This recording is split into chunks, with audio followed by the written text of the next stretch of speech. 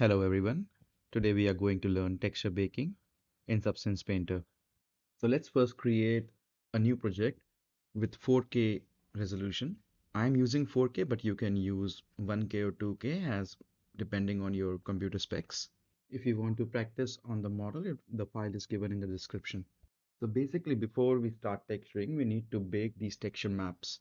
And the simple reason is that these assets have lots of information, surface information, and Substance won't understand that. So it needs to bake these particular type of maps like normal maps, ambient occlusion, so that it can register the information. So let's click on texture set settings dialog. And because we can't see any maps over here, just click on bake mesh maps. Over here, we want to create a particular kind of map. So let's see the settings in the panel. Output size is 512. We can change this size by selecting any of it. I'm selecting 4K for now. Select this check mark if you are using a low poly mesh, and you can use a high poly mesh in this space. You can add it over here so that our viewport won't lag.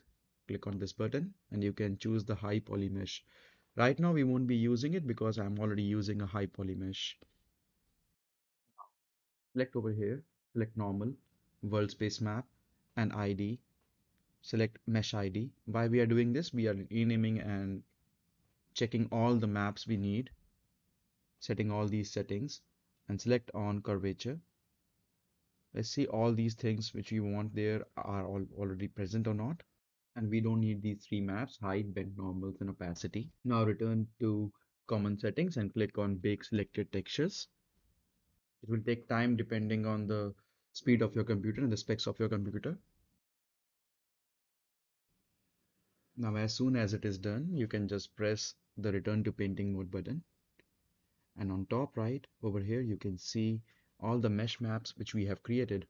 You can select like this, or you can just press B to just use as a shortcut or something.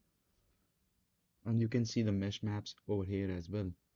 Please like and subscribe my channel if you like the video. Thank you so much.